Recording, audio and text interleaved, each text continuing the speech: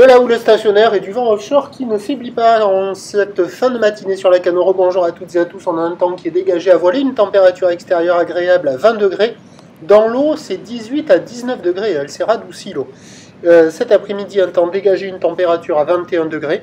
Nous sommes sur une marée qui commence tout juste à redescendre puisqu'elle était haute à 11h25 avec des petits coefficients 44. Et sur cette pleine marée haute, le vent est établi offshore encore. Il n'hésite pas. Peut-être que c'est un bon signe à voir.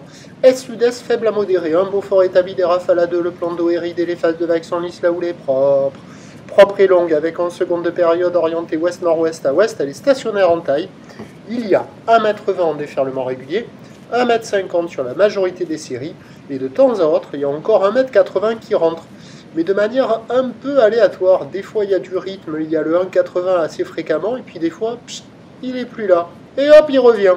Mais il y a quand même un 80 par moment.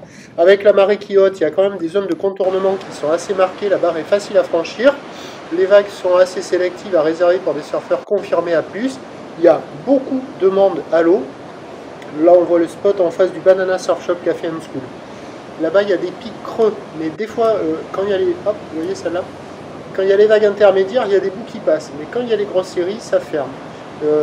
C'est là où il y a le plus de monde là-bas. Il y a des bouts à attraper, mais c'est pas foufou.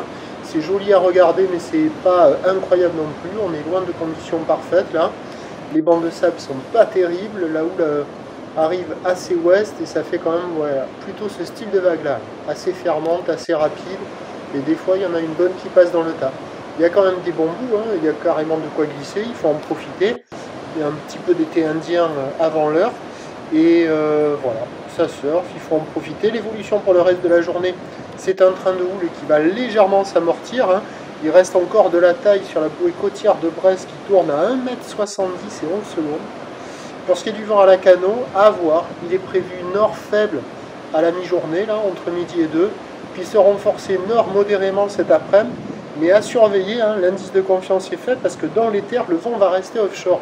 Si on a un peu de grappe, un peu de chance, le vent va rester offshore. Et là, pour le moment, il reste établi offshore au moment où je vous parle. Donc, à voir ce que ça va donner.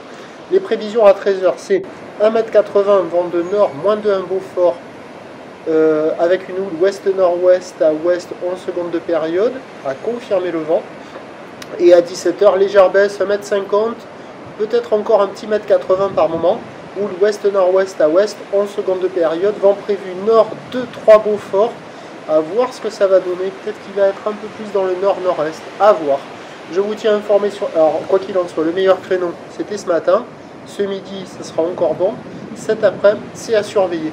Et je vous tiens informé sur l'évolution des conditions, sur le 08 92 29 78 73, à 14h, 16h et 18h.